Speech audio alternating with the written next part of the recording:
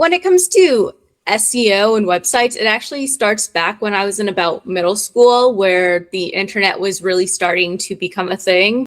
Yeah, so one of the biggest issues that I have found with small businesses is that they are so good at what they do, they don't understand that when they are putting out their messaging to their peers who don't need their services.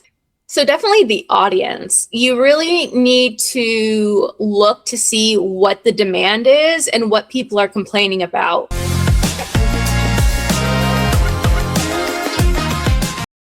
Today on SEO Lab podcast, we're excited to welcome Michelle, a passionate marketing professional based in Brooklyn, Massachusetts. Michelle helps small business owners improve their visibility, generate better leads, and build sustainable growth through SEO and other channels as well. With her background in digital arts, hands-on experience working with small business, and passionate for education others through workshop, Michelle brings practical insights into how business owners can take control of their digital presence and to turn that into revenue as well. So once again, welcome, Michelle. Hi, thank you for having me. Yeah, we're happy to have you. So, Michelle, can you start by telling our audience a little bit yourself and how you got into marketing, SEO, and digital strategy? Sure. So when it comes to SEO and websites, it actually starts back when I was in about middle school, where the internet was really starting to become a thing. It wasn't quite in everyone's households, but it was in schools. And I was very fascinated by this idea of a website and how you could take code and turn it into something visual. I didn't know anyone who knew how to code at the time. So what I would do is I would actually go on websites, download templates of websites, and I would actually go into the code myself and mess around with it, see what I did to break the code, what would change the code. And that is what really got me started being interested in the bones of what eventually would become SEO and marketing and digital strategy. Now, of course, that was always an interest of mine. That along with the digital aspects of art, my father was into digital art. So I was exposed very early to Photoshop, Illustrator, Painter, and other visual aspects all done digitally. And this was very early on. This was like Illustrator 3, and now I think we're on Illustrator 20 something.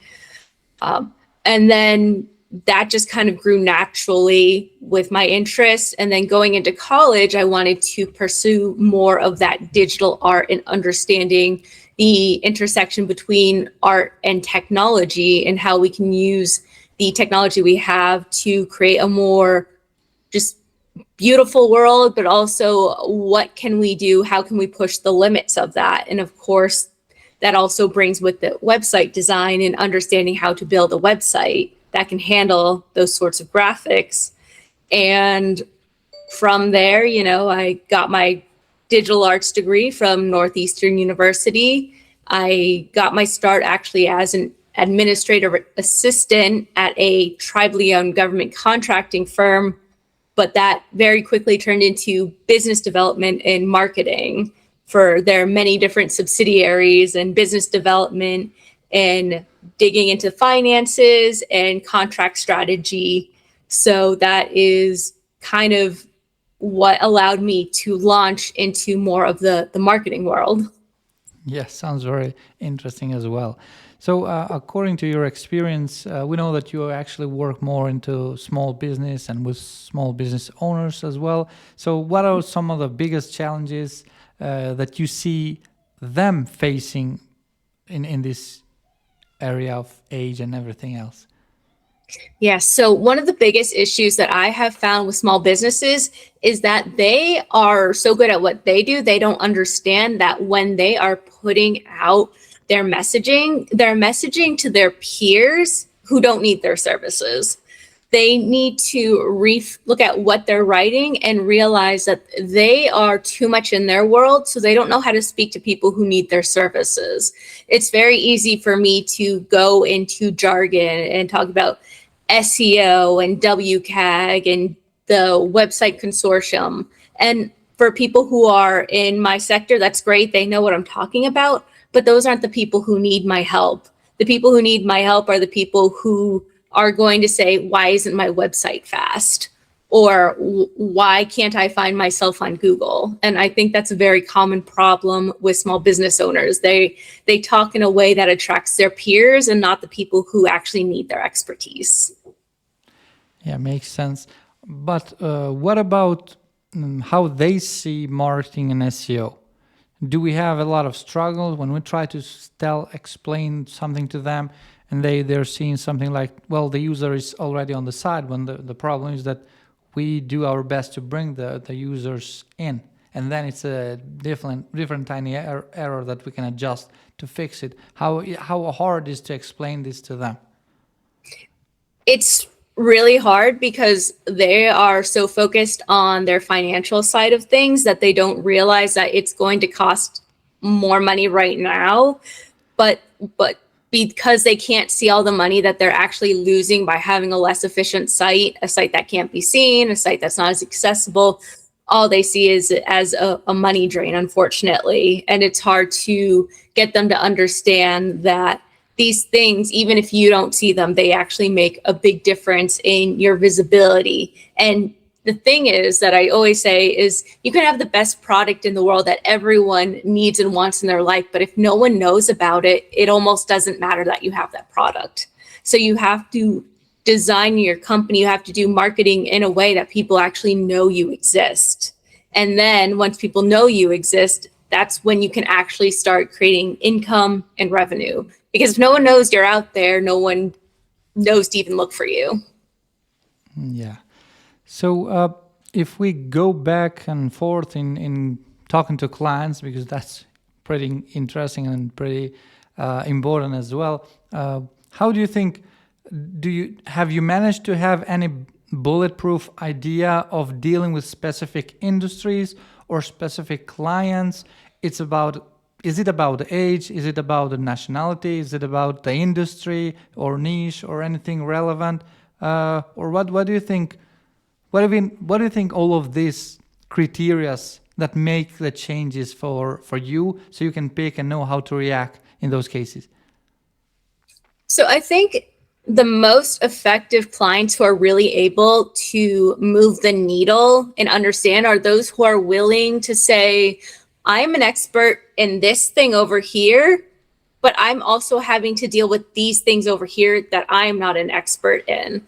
And so it's being able to say, I am a totally competent human who's smart, but I don't know everything. And being able to say, okay, I'm not necessarily going to trust other people as what they say is gospel, but what if I just look into it more? Maybe there is something I don't know. So it's a little bit of humility, it's curiosity, it's willing to say that, yes, I am still an expert, but I'm not necessarily an expert in this field over here.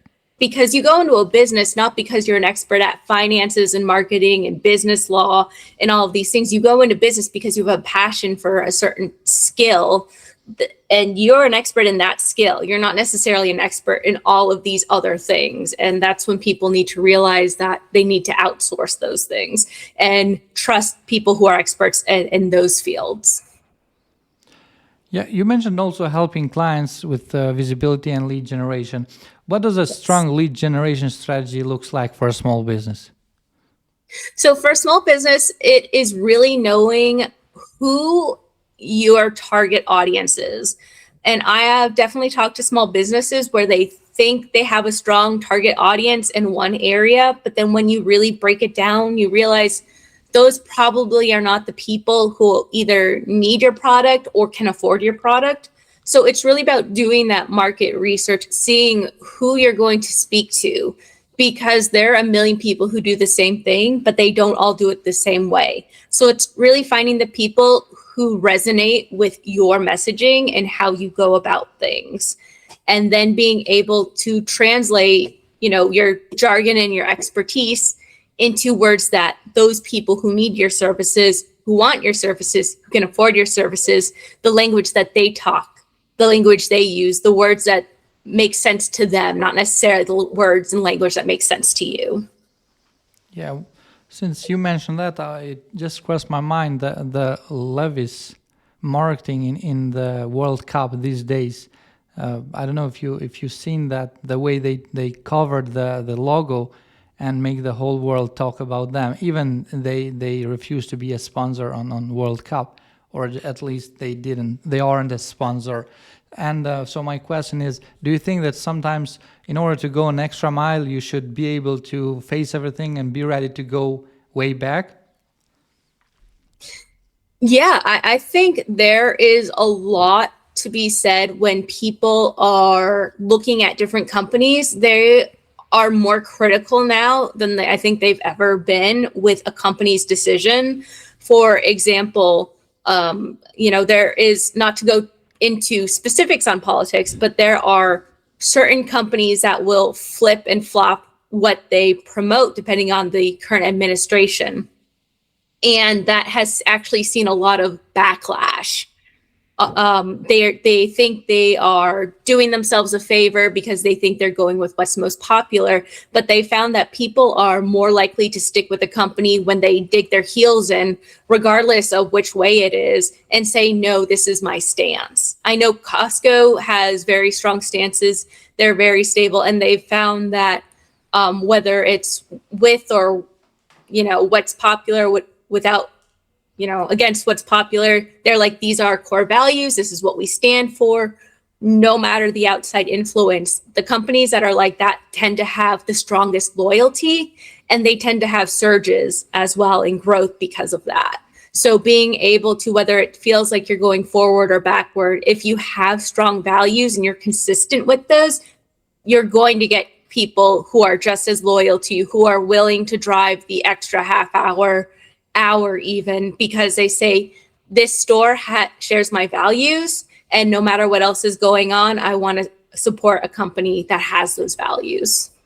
Yeah, but what about? So you're saying that a company should stay out of the politics, but we just seen that Claude, that was not really helpful for the actual politics and government, it's not doing so well. On the other hand, ChatGPT, where is somehow partnerships with the government, is doing way better. And exclusively these days, they are in a very tight situation. I think Claude has passed with the services, so on. But actually, the government is helping them to stay where they are and not to be ready to pass ChatGPT. So, what do you think about these two AI tools that actually are one of the best, but actually the politics got into both of them, and we see the it's going back and forth, but actually it's hurting Claude, Anthropic.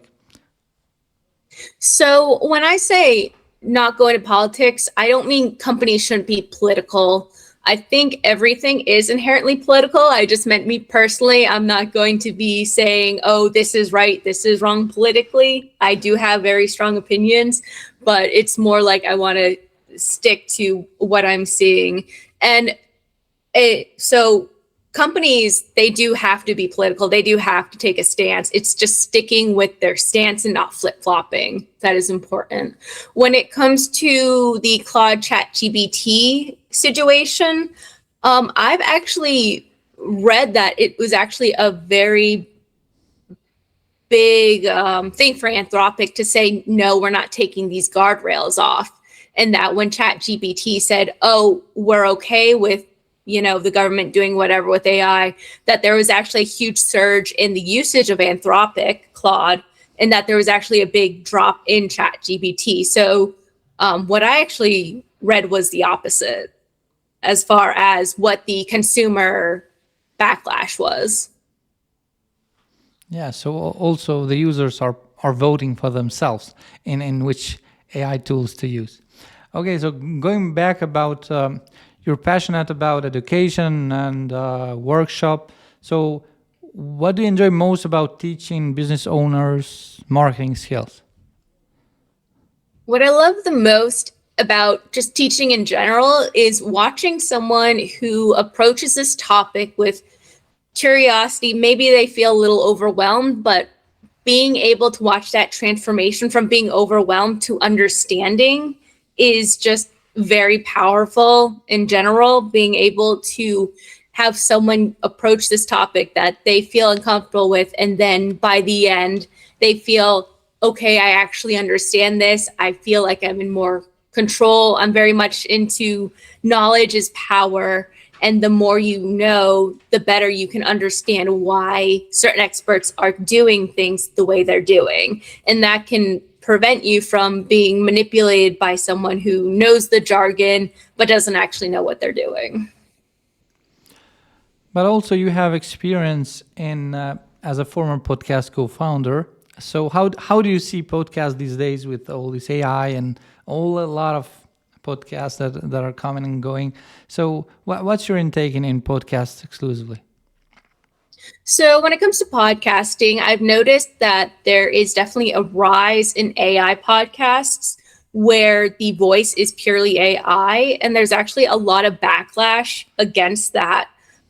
Companies seem to be big on AI and throwing it everywhere, and there's just a lot of consumers who are very much against it, and it's pretty loud. And I've noticed that on human voice podcasts, there are tons of comments where people will say, thank you for not being an AI. Thank you for having a real human voice this, which I think 20 years ago, if we thought a human voicing something would be a strength or a benefit, we would just roll our eyes and be like, what are you talking about? Isn't that the default?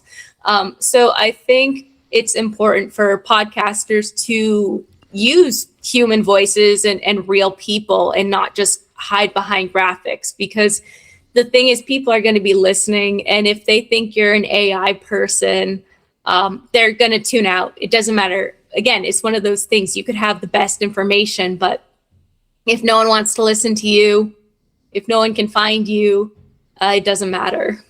Yeah, I think the Diref CEO mentioned, one of the guests mentioned that we should take advantage of creating personal brand at this stage, because AI will take over, then it's going to be very hard to have a personal brand. And so this is how you should manage to go beyond the cloud, so you can stay up when all this mess happens. So if I make myself clear, what do you think, that are we going that way, or I think it's too early to predict? I think the most important thing you can do for your brand is to be human and to show that you're human. That does mean not just having a human voice, but putting a human face to it, just because there have been times where they just have a great voice for radio and people just assume it's an AI because of the cadence and intonation. They're like, no, guys, I'm actually a real person. I've just been doing this for a long time. So I think your strongest asset is who you are personally. So I think that is what's going to separate you out from all the AI generated slop that is unfortunately taking over a lot of companies' marketing these days.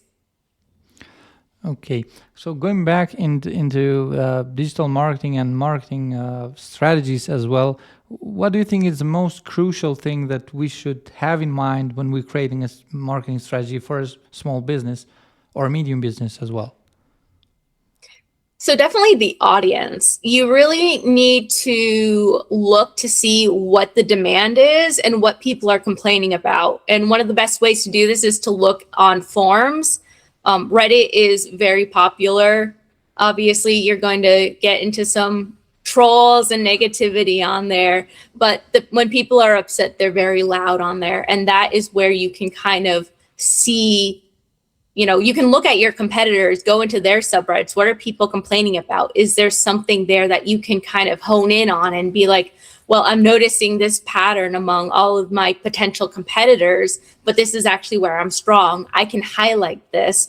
And that way I'm addressing a real pain point that people are actually talking about. So I think the biggest issue is knowing who your actual audience is, what their actual pain points are, not the pain points you think you're solving, not the solutions you think you're bringing. What are the solutions that the people who need your expertise, in their words, what are you solving for them? We're halfway in 2026, but what trends in SEO and also in digital marketing should business owners be able to pay attention? before this year is over? So I work with a lot of small businesses, and a lot of times it's just a matter of looking at your material, because people will start rushed, and sometimes you find typos, sometimes you find, I think some of the sillier things I found is, when you go into use AI and it'll say, here's a generated summary, and then they give you the summary. Sometimes people leave that in there. And so it's just going through your actual website, on your phone, on your tablet, on a computer, on different sources, and seeing, like, does your website look attractive? Are you proud of showing off your website? And is it actually up to date? Because a lot of times people just have these inconsistencies, and that's really hurting their visibility, because the website crawler is going, well, this page says this page is saying something else, this page is saying something else. And it's just, auditing your materials. It's really that simple. And I think especially for 2026, just making sure that everything is up to date. I know it sounds silly and it's something that we should always be doing, but I find that a lot of times there are just mistakes all over the place, and it's just because people don't go through their website. Yeah.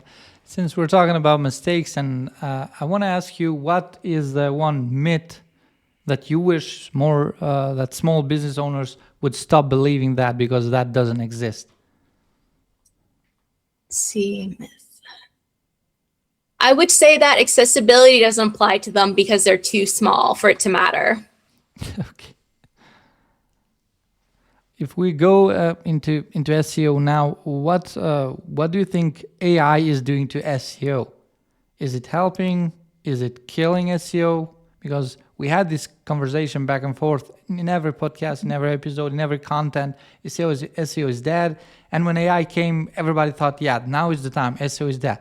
But what's gonna replace that? So the question is SEO dead, or AI is killing it, or is it helping it? So SEO, GEO, AIO, whatever you call it, it all comes down to the same basic core principles. These are all engines, algorithms that are meant to help people find what they're looking for. So you could call it, generative whatever, or artificial intelligence, whatever, but at the end of the day, it's all a form of search engine. Just because it's not Google doesn't mean it's not crawling the same databases. It's not looking for the same things that a search engine is looking for. It's just doing it on a larger scale. So SEO is the same that it's ever been. Yes, there are techniques that you need to adjust, because when SEO first came out, people were keyword stuffing, and that was helping their website. And then the rules changed, and then keyword stuffing became a negative. But at the end of the day, whether you're using Claude or ChatGPT or Google or Bing or DuckDuckGo, they're all search engines, and they all have this same principle of people come to these platforms looking for something, and their job is to connect those people with the resources they're looking for. So it's not like we're changing everything up. It's the same idea, just with a different coat of paint. But now that people are trying to switch, or just trying to experiment a little bit on LMS, do you think that now is the time to check what is going with LMS and try to super optimize, so at the end of the year we're not gonna be left behind, because LMS are taking over the search engines, or they're gonna replace the whole search engines, and people are gonna go to ChatGPT and Gemini or Claude and make specific prompts and queries? So, or the Google gonna stay Google, because it also has Gemini and Bing. It's also very powerful. They have more data points that all of them combined. So what do you think? So I think when it comes to the LLMs and versus something like a Google, we are seeing that there is a shift. People are using AI more in order to get their answers, as opposed to going to websites. So we are seeing that a lot of websites that used to get a lot of visitors aren't getting as many. But so in that case, what we need to do is we need to I know that Google has, on their Google Analytics, they can help you see if your information is being pulled by like a chat GPT, for example. So that is one way to kind of keep an eye on, are you really losing clicks because people aren't clicking, or are you losing clicks because people are finding your information through a large language model such as ChatGPT?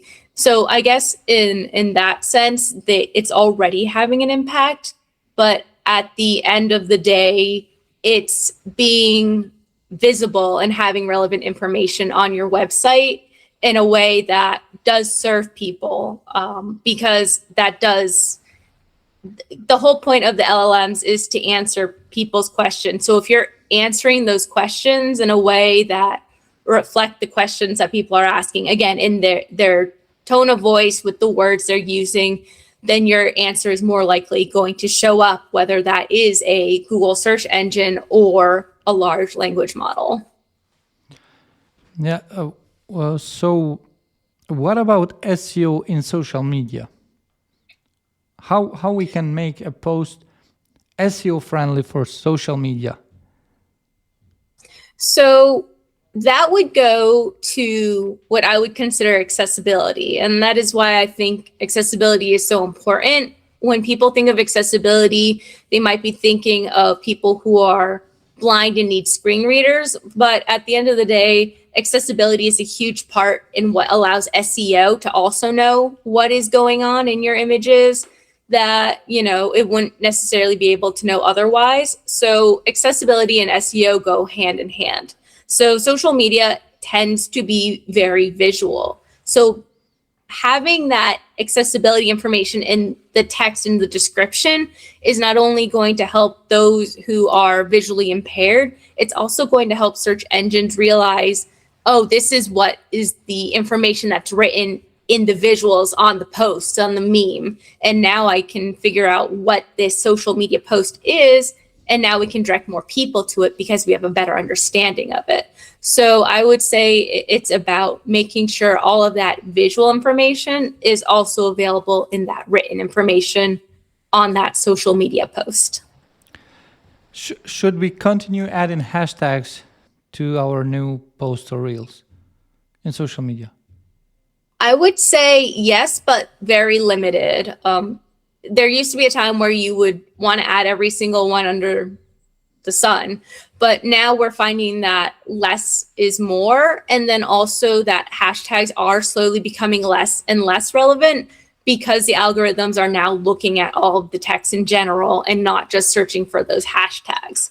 However, some people follow hashtags, and because of that, that might be a reason to continue having those hashtags in your social media posts.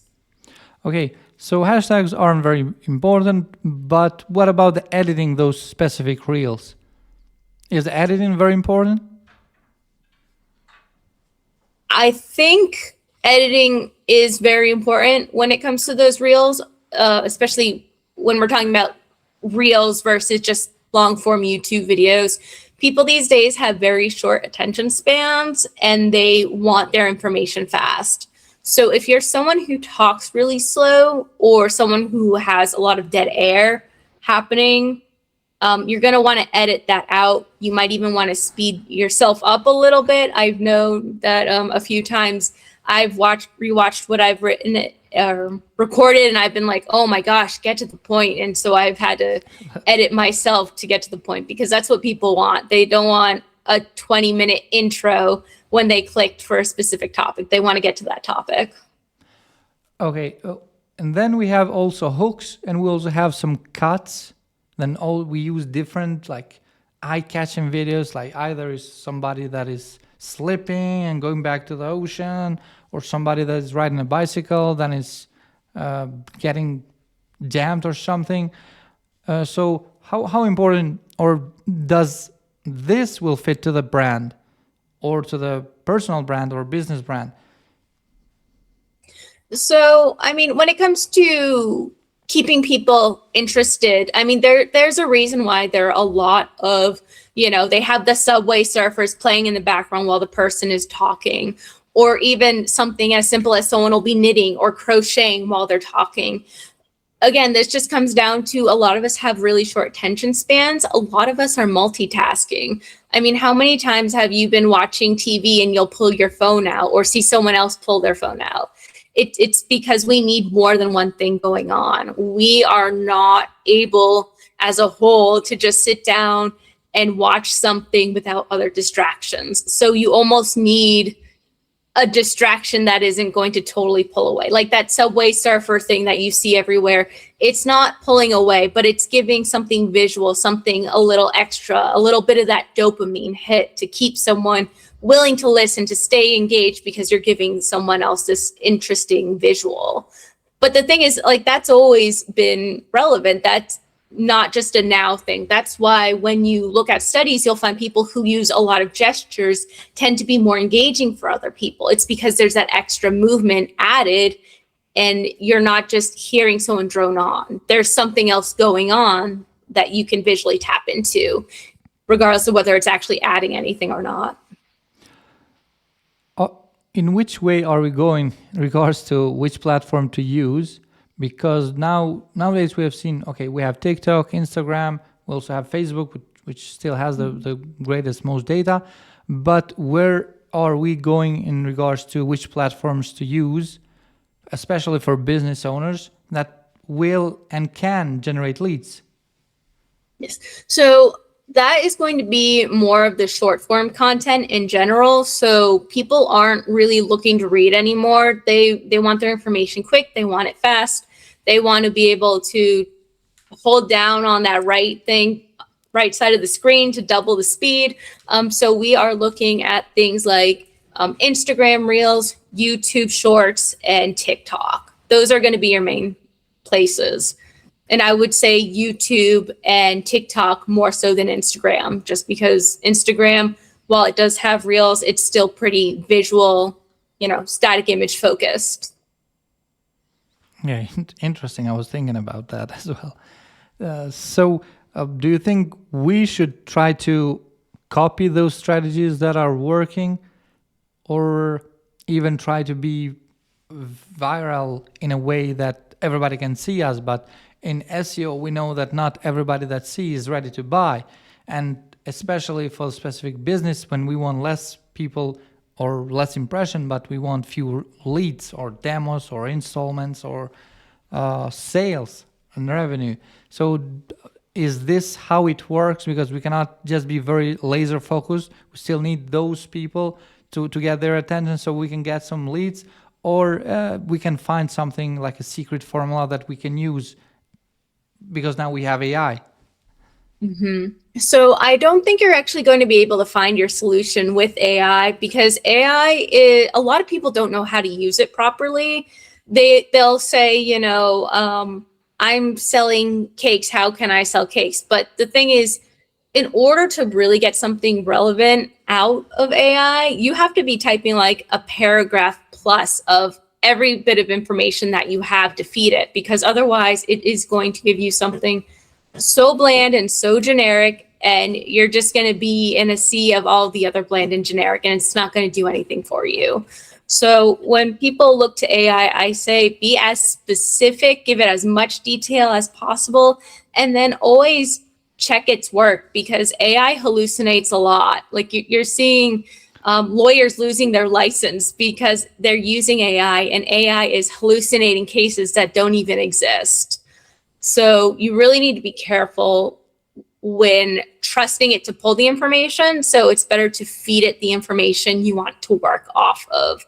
And when it comes to how can we get leads, so I have someone who wants to grow their YouTube channel, and they do a lot of long form content. But the way I structure it so that they can get the most eyes is to have a mix of shorts that then direct people to the long form, because people are going through shorts instantly. That's what's going to get people interested in you. That is essentially the new advertisements these days that people are going to actually see. And then if they're interested, then they're going to probably look at your longer form things.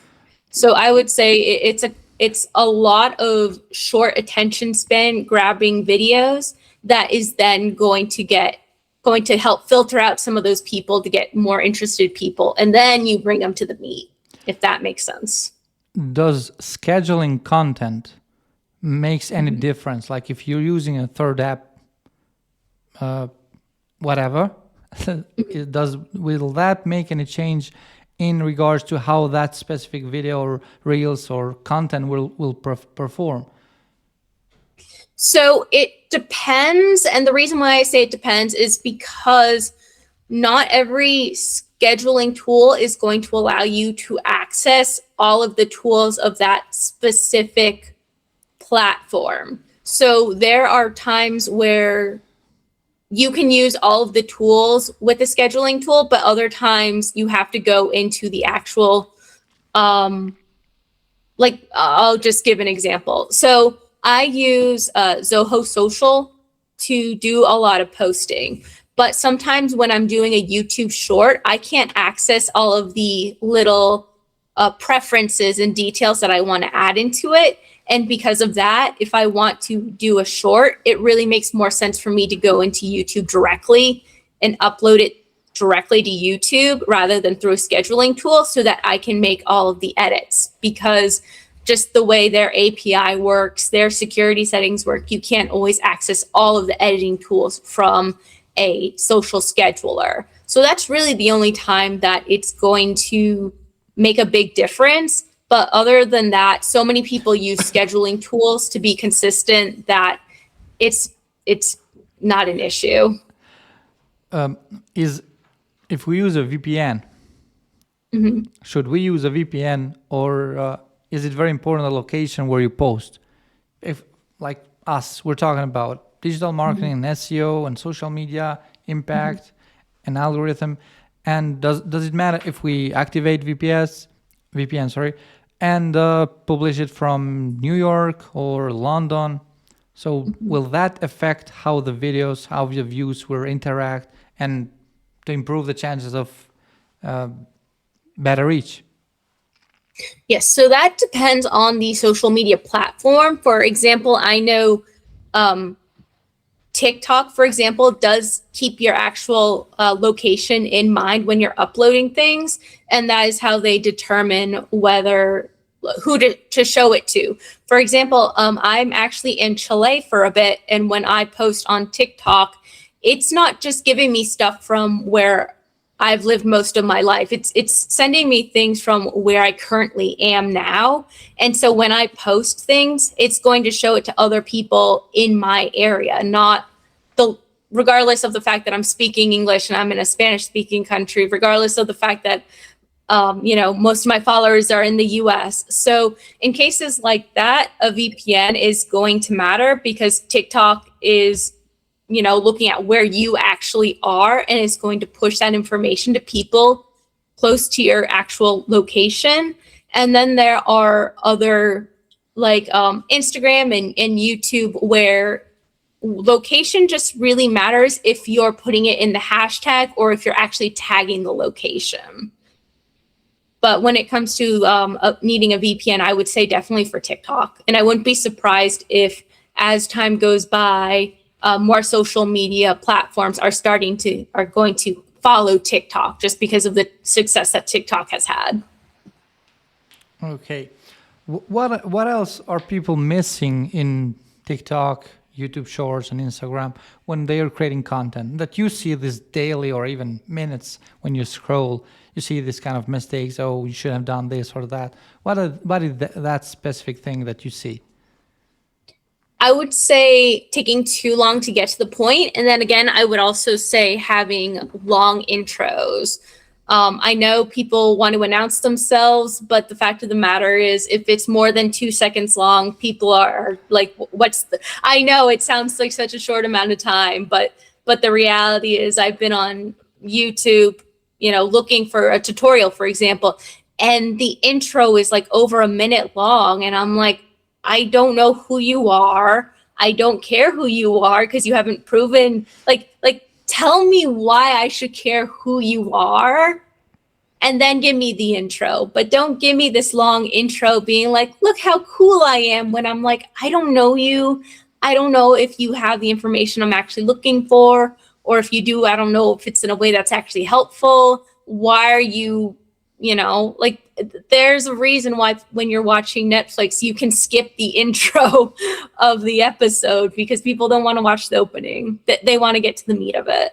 So and I'm guilty of this. I ramble a lot. I think it's pretty obvious by this, but it's really editing it down to get to the meat. But if we want to reverse engineer, like let's say Andrew Tate, it's somebody's favorite, somebody's not. That wasn't the question, but we saw that he managed to get famous, one of the greatest in social media, without even have their own channels. Like he used influence marketing, trying to publish from different socials, from different paid ads, using influencers and so on. And now we have a strategy that somehow works if you know how to use it. But do you think that strategy, a lot of people as well have done before him, but he done it and he succeeded in a very fast period, I would say. So is it worthy? Is it worth having your own channel, or is it worth having influence marketing for your own channel? So other people can mention you, publish their thoughts and also your videos and reels. So it can help to speed up the process of personal brand. Absolutely. Yeah. I mean, there is something to be said about having credibility by association. That's how a lot of people get to where they are. Even if we're talking about, Elizabeth Holmes, the Theranos scandal. I mean, she didn't have anything, but she found one person who had a lot of credibility. And then someone else who had a lot of credibility was like, well, if this guy trusts her, then I should trust her. And that's how she was able to get as far as she did, because she was able to use that influencer marketing in a way. It's more old school, it's not necessarily what we think of when we think of influencer marketing, but that's what she did. She paired herself around these people who had that influence and was like, hey, I'm part of their circle. And that's how she was able to get as big as she was. Now, hopefully, I'm not saying do that because that was a scam, but the idea is that if you put yourself somewhere where a lot of eyes are on you, you are going to just get, it's why people go on massive TV shows. That's how they get eyes on them, and then people get interested and kind of follow them around, and that's how they get a fan base. I know a lot of reality TV people, they get accused, they're just on this show, not because they actually care about the show. They just want the eyes on them. They just want the influence marketing. And it makes sense. I mean, you want to go where all the eyes are on. So if you can hop onto an already established platform rather than having to work your way up, I mean, who wouldn't do that? Yeah, makes sense. So if we go back still on SEO, I want you to tell us, how would you compare the pricing and how do you compare the budget of those big companies and huge companies or enterprises compared to those that just started or small business? And they're trying to do the same, trying to compete for the same keywords, trying to rank better, trying to end up in LMS as well. How hard is to beat the competition and just to be in the same ocean as they are? So it's really interesting because a lot of times when you're dealing with these large agencies, yes, they have a lot of tools, they have a lot of people, but I have found time and time again, they tend to be less responsive because you are just a number to them. And then when it comes to smaller businesses, I'm not part of a gigantic agency, and I never want to be, because I don't want to see people as just a number. I want to actually be able to talk to the owners, actually hear what their actual pain points are, and not just relay that up the chain of command. I want to actually be there and walk people through so that they don't have to rely on me if they don't want to. But I think it's hard because people look at the agencies, they see, they're charging an exorbitant amount, and you're charging so little. Like, what's up with that? And they think it must be because they're that much better, but they're not taking into account that the agency, with a lot of people, they also have a lot of overhead. They have, more paychecks that they have to pay. They have more taxes. They have more overhead, health insurance, disability, social security, times however many employees they have. And then also a lot of times because, as you scale, you need more systems in place, more robust systems, and those can get very expensive. But then on the other hand, you also have people who are just starting out in SEO and they severely, severely underprice what they're actually worth because they don't know, because all you're seeing are a lot of exaggerated, like highly inflated prices from the giant agencies. And they go, okay, but I'm not a giant agency and I'm just starting and I want to undercut the competition. But then they don't realize all the work that actually goes into it, the expertise, the skill, the time, the experimentation that goes into it.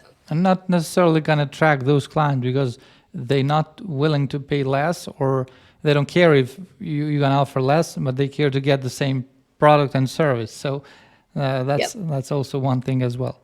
Okay, we're approaching to the end. What would be the vision, the way you see it, SEO and LMS by the end of this year? How we see them as competitors, how they're doing? Because if we compare to the iPhone and iOS as well, we see an iPhone launches once a year around that time in September, but now we're seeing that an edition that needs, it would be okay to be published next year, we see next week, then next month, and every day, and it's going crazy fast.